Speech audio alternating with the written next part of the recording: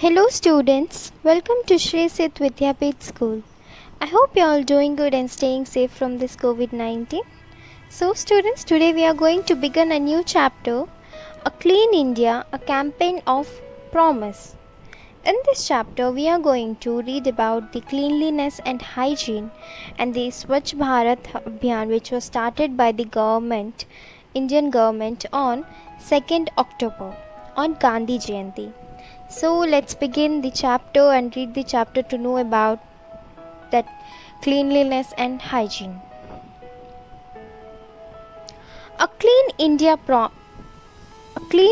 a campaign of promise.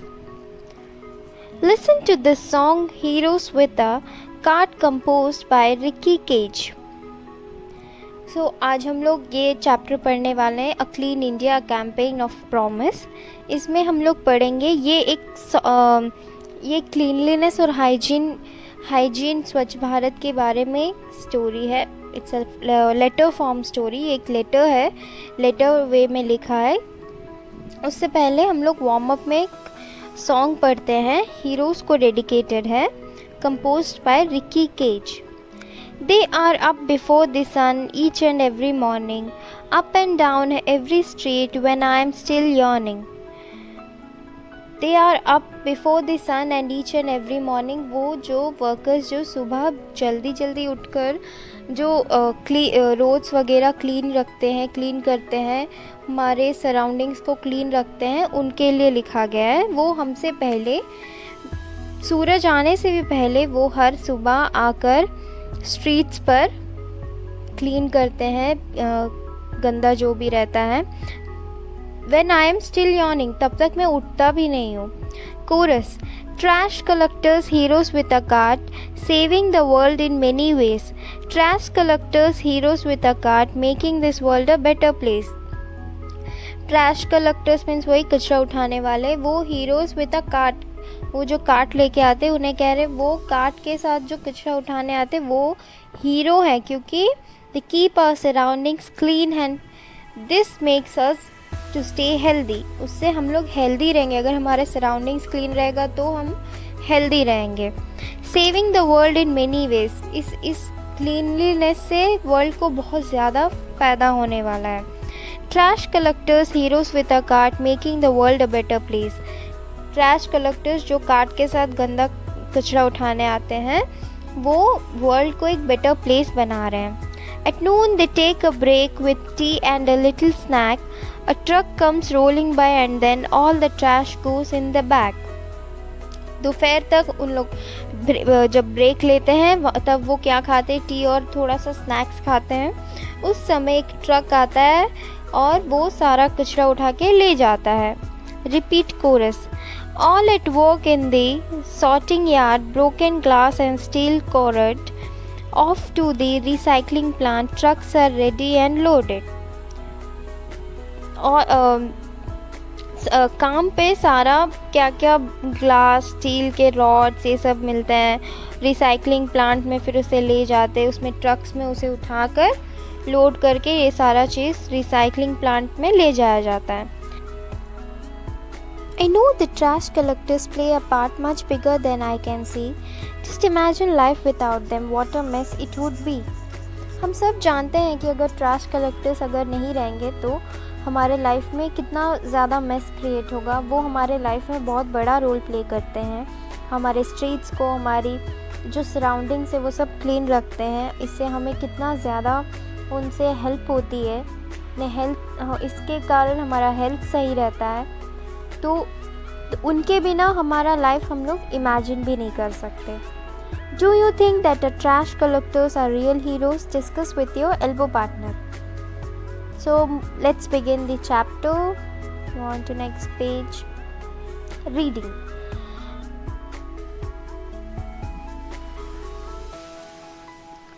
Reading. Read this letter written by a participant of the Clean India Mission to her pen friend in Germany.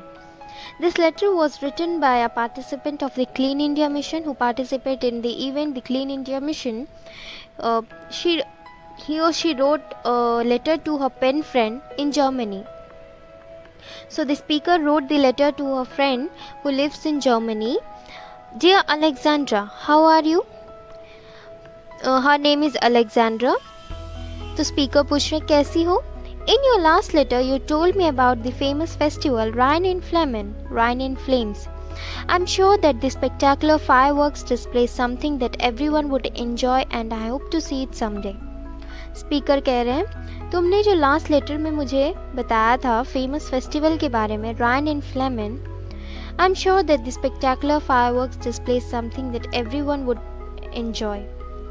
वहाँ एक show होता है fireworks display, बहुत ही amazing होता है। Means sky में हमें fireworks उन लोग छोड़ते हैं तो हमें वो स्काई में दिखाई देती है। वो एक शो है जो बहुत सब देखना पसंद करते हैं। और स्पीकर कह रहे हैं मैं भी एक दिन देखना चाहूँगा। As you wanted to know about festivals in India, let me tell you that because of India's vastness and diverse culture and traditions, we celebrate many festivals together.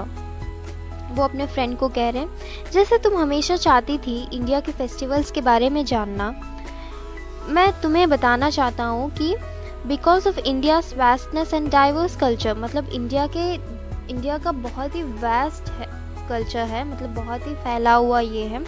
और डाइवर्स कल्चर मीन्स यहाँ हर तरह की हमें religion culture देखने को मिलेगी। उनकी अलग अलग ट्रेडिशंस बहुत डाइवर्स है, बहुत वैरायटी है वहाँ उनके ट्रेडिशंस सारे बहुत ही। इंडिया में हमें बहुत तरह की वैरायटी ऑफ कल्चर्स देखने को मिलती है। We celebrate many festivals together, और यहाँ हम हर फेस्टिवल मिलकर सेलिब्रेट करते हैं। We also celebrate 3 national festivals, independence day, republic day and Gandhi Jayanti.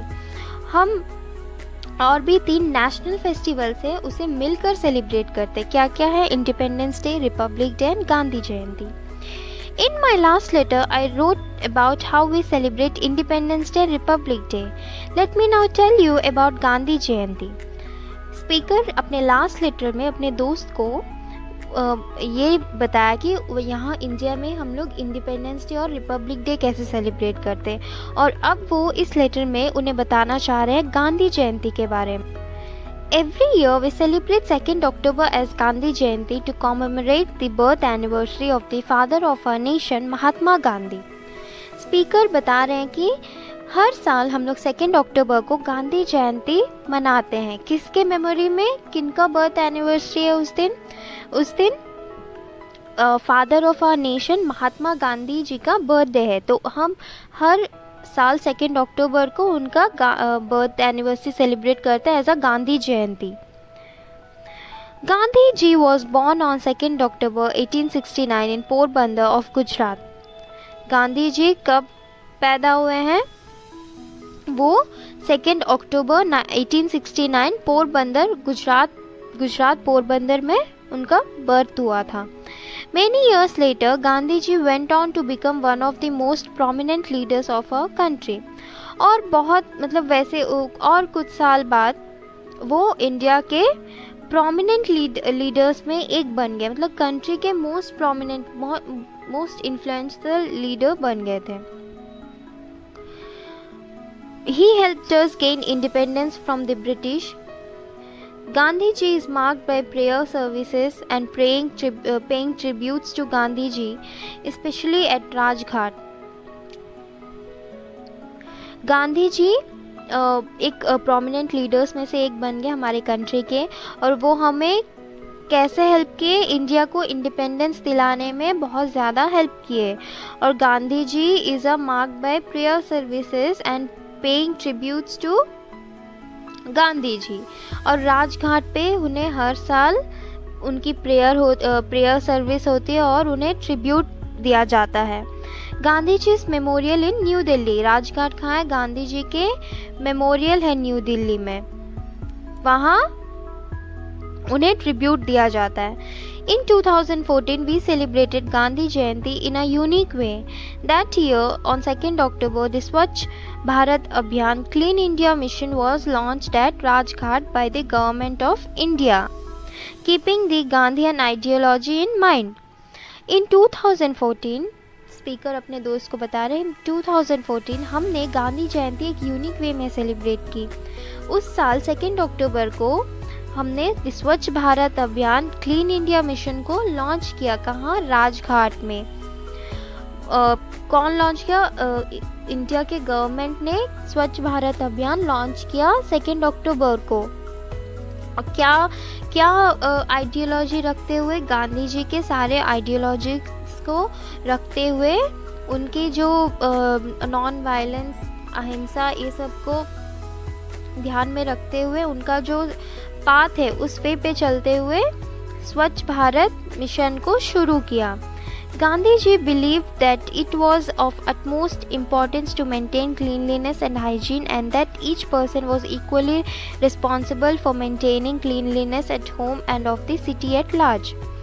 Gandhi जी ये बिलीव करते थे कि हमारा ज़्यादा utmost importance क्या है? हमारे चारों तरफ क्लीनलीनेस रखना, हमारे प्लेस को क्लीन रखना, हाइजीन रखना, और ये ईच एंड एवरी पर्सन का इक्वल रिस्पॉन्सिबिलिटी है कि हमारे जो प्लेस है, हम जहाँ रहते हैं या फिर हमारे आसपास की जगह को क्लीन और हाइजीन रखें। इससे हमारी घर और सिटी दोनों ही क्लीन रहेगी। The Swachh Bharat Abhiyan has become a movement today. We as citizens of India have taken upon ourselves the responsibility of keeping our cities and our nation clean.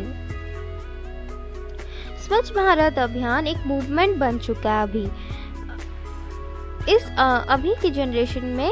स्वच्छ Bharat Abhiyan is taken as a movement, मतलब अभी वो एक movement की तरह काम होता है। मतलब उसमें मोटो क्या है कि हमें सराउंडिंग्स क्लीन रखना है, और हम एज अ सिटीजन्स, इंडिया के सिटीजन्स होने के नाते हमने उसे एक हमारे लिए रिस्पॉन्सिबिलिटी मानकर चल रहे हैं, हमारे सिटीज़ और नेशंस को क्लीन रखने के लिए।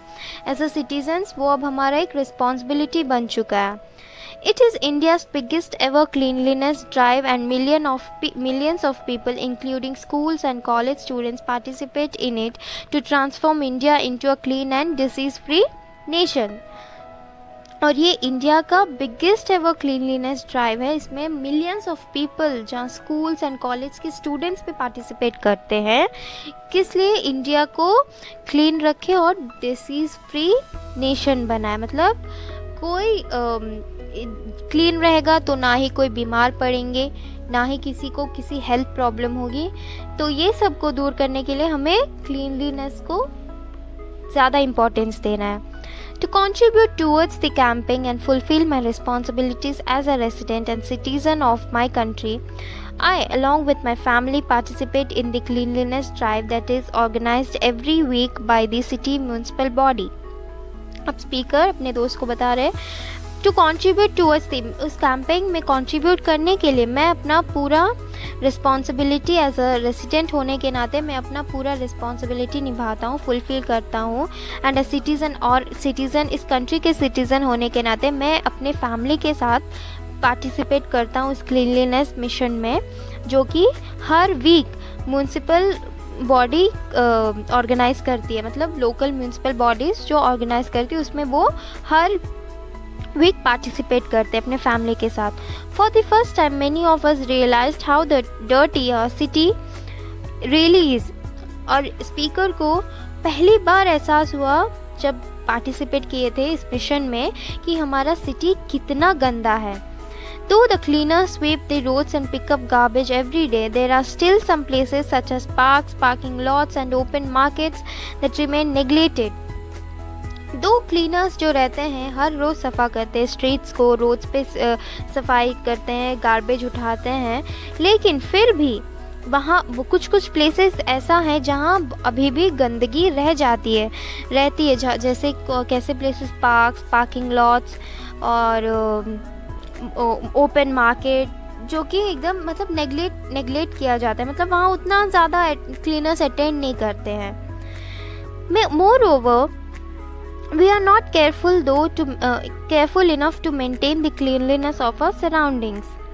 Moreover, हम लोग उतने केयरफुल भी नहीं है कि हमारे सराउंडिंग्स को क्लीन रखना है। हम उतने रिस्पॉन्सिबिलिटी नहीं शो करते हैं अपने सराउंडिंग्स को क्लीन रखने के लिए। We carelessly throw toffee wrappers, packets, bottles and bits of paper everywhere. और हम पीपल क्या करते हैं, चॉकलेट्स के रैपर्स, कॉफ़ी के कप्स, जो भी मतलब बॉटल्स, पी के बॉटल्स फेंक देते हैं, पेपर्स फेंक देते हैं, कहीं भी कुछ भी फेंक देते हैं। तो इससे क्या होता है, बहुत ज़्यादा गंदगी फैल जाती है। We don't put the things in dustbin, that's why इतना ज़्यादा गंदगी फैल जाता है। We don't use dustbins. Some people have the habit of spitting on roads, throwing garbage everywhere. हमें डस्टबिन्स यूज़ करने की आदत नहीं है, इसीलिए इतना ज़्यादा गंदगी फैलती है। अगर हम डस्टबिन्स को सही तरीके से यूज़ करेंगे तो हम अपने सिटी और अपने सराउंडिंग्स को क्लीन रख सकते हैं। बिना नीचे फेंके, रोड पे फेंके, हम डस्टबिन पे फेंकेंगे तो वो ज़्यादा क्लीन रहेगी। इससे क्या हो रहा है, बहुत ज़्यादा गंदगी फैल रहा है। और कुछ लोग को बहुत ज़्यादा गंदी हैबिट है कि कहीं भी स्पिट कर देते हैं, मतलब कहीं भी थूक देते हैं, तो उससे और ज़्यादा गंदगी फैलती है। We feel that it is the duty of the local municipal body and the workers to keep the roads and parks clean, but that is not true. It is our duty too. हम क्या सोचते हैं कि वो तो cleaners का काम है, सफाई वालों का काम है, हमारा क्या है, वो आएंगे सफ़ा करके चले जाएंगे, रोज़ क्लीन करेंगे, पार्क्स क्लीन करेंगे। पर नहीं, ये सच नहीं है। जितना उनका ड्यूटी है सिटी को क्लीन रखना, उतना ही हमारा भी रिस्पॉन्सिबिलिटी है सिटी को क्लीन रखने का। We realized the importance of our clean surroundings when recently all the workers of our city went on a strike. हमें हमारी सोसाइटी, हमारी सिटी को क्लीन रखने का इम्पोर्टेंस तभी पता चला जब सिटी के सारे वर्कर्स स्ट्राइक पे चले गए। Dumps of garbage and litters were not only an eyesore but also warning of the impending diseases. Dumpings of garbage मतलब गार्बेज डस्टबिन्स पूरे भर गए, क्लीनर्स तो आए नहीं क्लीन करने के लिए, और सारी जगह यहाँ वहाँ लिटर्स फेंके, मतलब थूके वे पूरे निशान, ये वो। इससे एक तो देखने में एकदम गंदा लग रहा था और ऊपर से इससे बहुत सारा डिजीज़ फैल रहा था। The Residents Welfare Association of our locality concluded that we had to make ourselves equally responsible for the cleanliness of our locality. तो रेसिडेंट्स वेलफेयर एसोसिएशन जो है उनका, वो लोकेलिटी का, तो वो क्या डिसाइड किए कि हम लोग भी अब से इक्वली रिस्पॉन्सिबल होके क्लीनलीनेस को अपना एजेंडा बनाकर सोसाइटी और सिटी और अपने सराउंडिंग्स को क्लीन रखेंगे, अपने लोकेलिटी को क्लीन रखेंगे।